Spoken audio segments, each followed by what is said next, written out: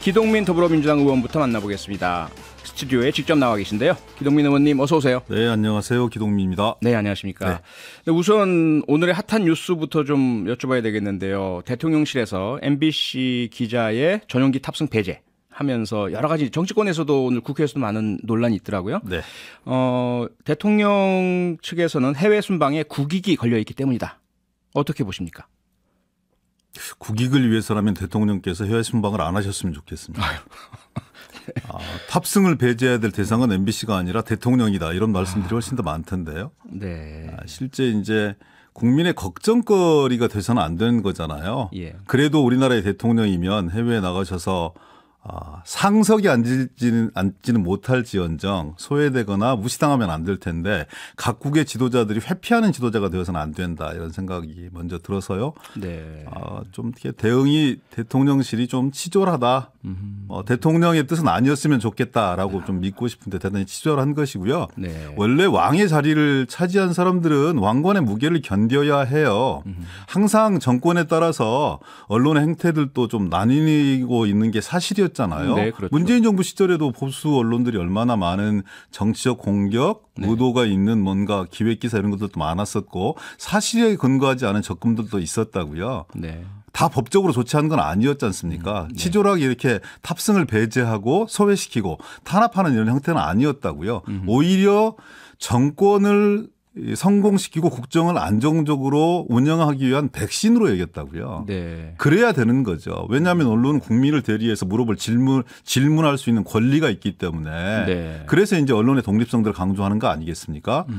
납득할 수 없는 그런 처사라고 보여지고요. 예. 청와대 풀 기자단도 입장들을 냈고 이런 처사가 반복돼서는 안 된다. 빨리 철회하라라고 얘기를 하고 있는 것이고 네. 국민들 역시 좀 의아할 거예요. 왜냐하면 MBC만 보도한 게 아니잖아요. 모든 언론 매체가 다 보도한 것인데 그러면 동등하게 그렇게 취급을 하든지 예. 어떤 특정 언론을 이지매하듯이 이렇게 해서 왕따시켜서 무엇을 얻을 수 있는 것인지 차라리 저는 이런 과정을 통해서 MBC가 국민의 방송으로 거듭날 수 있는 계기를 대통령 스스로가 제공한 것이다. 저는 이렇게 생각합니다. 네. MBC 화이팅 하십시오. 네. 이지매는 일본어고요. 따돌림. 네, 따돌림. 네, 죄송합니다. 바꾸겠습니다. 네. 뭐 간단하게만 그런데 이제 그 국민의힘 측에서는 과거 문재인 정권 때도 조선일보의 탈북자 출신 기자의 방북단 참여 배제한 적이 있다. 이 부분은 어떻게 보세요? 저는 정치가 좀 앞으로 나갔으면 좋겠어요. 예. 그것에 대한 진상은 제가 잘 모르겠습니다. 그런데 예. 무슨 일만 있으면 야 너희 정부들 때도 이렇게 한 거 아니야. 근데 그렇게 잘못한 것이 쌓였기 때문에 정권을 우리가 빼앗긴 거잖아요. 그러면 한 걸음 앞으로 나갈 수 있어야죠. 국민들은 세계를 향해서 그리고 세계 표준을 만들어 나가고 있는 것이 대한민국의 국민들인데 네. 잘 안 되고 비판받고 이러면 전임 정부 때도 이렇다. 그러면 새로운 정부를 뭐하러 만듭니까? 국민들이 왜 선택했습니까? 과거에 잘못된 걸 하지 말라고 선택한 거 아니겠습니까? 네. 그것 역시 옹졸한 변명이라고 생각합니다. 네. 그리고 최근에 국회에서 대통령실 강승규 수석, 김은혜 수석 간에 웃기고 있네라는 필담이 카메라 기자에 촬영되면서 또다시 이제 논란이 일었지 않습니까? 김대기 대통령실 비서실장은 어제도 사과하고 나도 사과하고 다 사과했는데 뭘 더 어쩌란 말이냐라는 말씀도 하셨고요. 윤석열 대통령은 오늘 종합적으로 이해를 해달라. 이딸락 짓자라는 것으로 이제 이해가 되는데 어떻게 보세요? 이 논란은요? 사과는요, 자기가 만족하려고 하는 게 아니에요. 상대방이 피해자라고 생각되어지는 사과를 받아야 될 입장에 있는 사람들이 네. 진심 어린 사과를 받아들일 때 그것이 사과인 겁니다. 네. 사과로 느껴지지 않아요. 전혀 진심이 느껴지지 않고요. 예. 반복적인 행태입니다. 그 이제 운영위 회의를 지켜본 분들은 다 알 수 있을 텐데 네. 이수진 의원이 먼저 경고를 했어요. 바로 앞에 앉아 있기 때문에 히히덕거리고 장난치는 모습이 너무나 불쾌해서 예. 그것은 국회의원을 모독하는 게 아니라 국민을 모독하는 거거든요. 모욕하는 것이고. 네. 그래서 의사진행 발언을 통해서 그러지 말아라라고 경고하고 위원장도 경고 메시지를 줬음에도 불구하고 네. 반복적으로 진행한 거거든요. 대통령께서 국회의원들을 EXX로 생각을 하시잖아요. 그 대통령의 그 참모들 딱 어울린다고 생각합니다. 이런 일들이 있으면 준엄하게 꾸짖고 그리고 정말 다시는 이런 일들이 일어나지 않도록 사과하고 재발 방지를 약속하고 이렇게 해야 되는 것인데 더 이상 뭘 어떻게 하라는 얘기냐. 아이고 당사자가 기분이 풀릴 때까지 사과하고 재발 방지턱 내고 네. 그런 과정들이 선행이 되어야 넘어갈 수 있는 것이지 뭘 종합적으로 이해를 해요. 종합적으로 대책을 해드리겠습니다. 절대 그렇게 이 화투르게 넘어가면 안 되고요. 이런 것이 다 네. 국정의 최고 통치자가 국민과 국회 언론을 어떻게 보는 것인가에 대한 직접적인 참모들의 인식의 반영이라고 저는 생각해요. 네. 아이고 정말 다 바꿔야 됩니다. 언제까지 이런 참사들을 우리 네. 국민들이 묵묵히 인내를 해야 됩니까? 역시 마찬가지로 국민의힘에서는 문재인 정권 때 강기정 수석 태도 더 심했다. 네. 들으셨죠? 그래서 예. 저 그것도 그럼 강기정 수석이 그때 국민들한테 칭찬 받았어요? 아니죠. 칭찬받지 못했잖아요. 네. 그리고 과도한 이 대응, 집행부라고 하는 것은 왜 나와서 머리를 조아리고 왜 말을 아끼는 줄 아십니까? 그거 논리가 딸려서라든지 억울하지 않아서가 아닙니다. 네. 국민의 대의기관인 국회에서 국민을 대신해서 질문하기 때문에 거기에 대한 예의와 격식을 차려서 정제되게 대응을 하는 거라고요. 네. 국민의원들이 말빨이 딸립니까? 솔직하게 얘기해서 논리가 빈약하니까. 그렇지 않아요. 다만 국회를 존중하는 것은 국민을 존중하는 것이기 때문에 그렇습니다. 과거에 우리 정부 내에서도 국회에 와서 큰소리 떵떵 치는 사람들이 있었죠. 일부 지지자들 열광하고 참모지들 중에 또 혹시 최고 통치자가 잘했어 라고 칭찬했을지 모르겠습니다.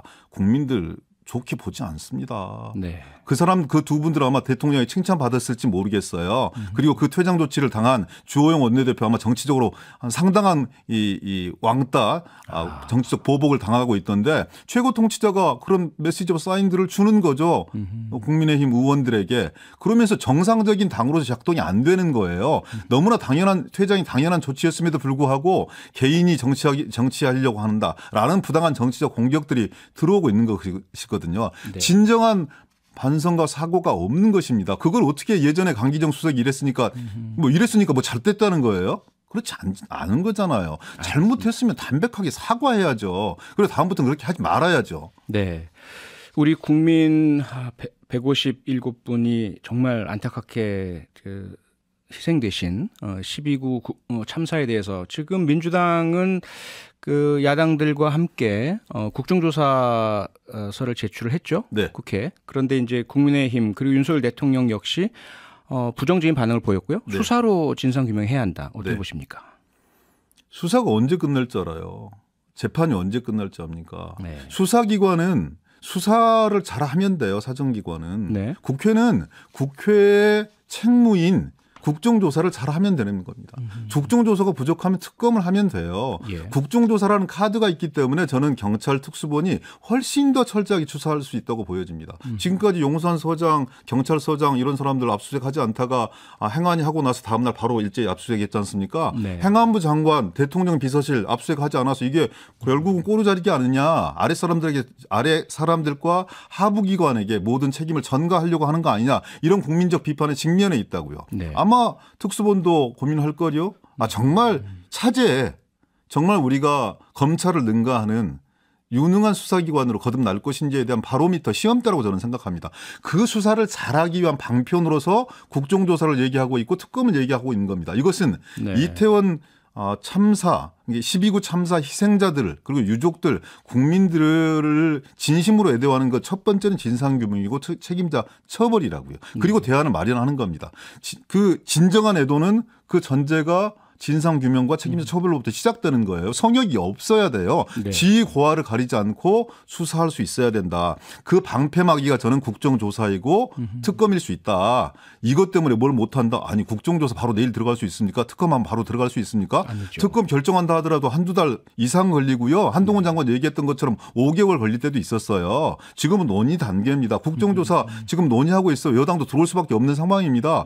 시작된다 하더라도 상당한 시간이 걸릴 수밖에 없다고요. 무슨 수사에 방해가 됩니까? 말도 안 되는 주장입니다. 네, 지금 여당도 들어올 수밖에 없다라고 말씀 주셨는데 지금 네. 국민의힘에서는 민주당의 국정조사 요구가 이재명 대표 살리기 그리고 네. 정쟁으로 흐를 수밖에 없고 그래서 결과적으로 진상규명에 방해가 될 것이다. 이런 이제 입장이지 않습니까? 네. 그런데 여당의 협조 가능하리라 보십니까? 여당의 만병통치약이 두 개가 있어요. 네. 한 분은 이재명 대표님이고 아하. 또 다른 한 사람은 김정은 저쪽의 네. 통치자인데 네.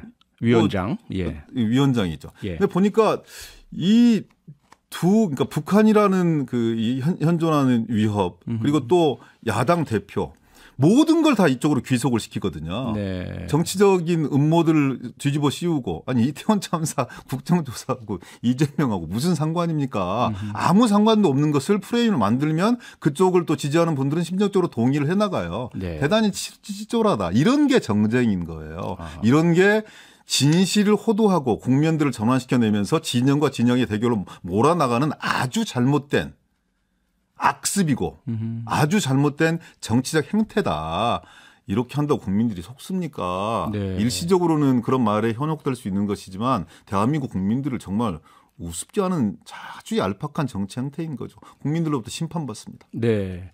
뭐 여당이 그런 입장이다 보니까 민주당 내 일부 의원들이요 모임을 만들어서 만약에 윤 대통령이 국정조사와 특검 수용하지 않으면 정권 퇴진 운동을 시작하겠다 이런 선언. 했다고 좀 알려지고 있는데 어떻게 네. 보고 계십니까? 심정적으로는 그런 마음이 들죠. 심정적으로는. 더 이상 지금 6개월밖에 안 지났는데 사람들은 6년 지난 것 같다고 얘기하고 있고 4년 6개월이나 남아 있잖아요. 네. 국민과 대한민국을 위해서 내려오시는 게 맞는 거 아니야라고 생각하는 국민들이 꽤 계신다고 생각합니다.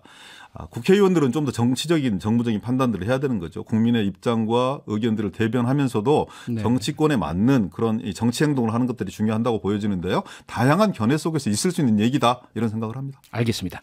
오늘 말씀 여기까지 듣겠습니다. 고맙습니다. 네, 고맙습니다. 네, 지금까지 기동민 더불어민주당 의원이었습니다. 평일 저녁 6시 5분에 여러분을 찾아갑니다. MBC 라디오 표창원의 뉴스 하이킥.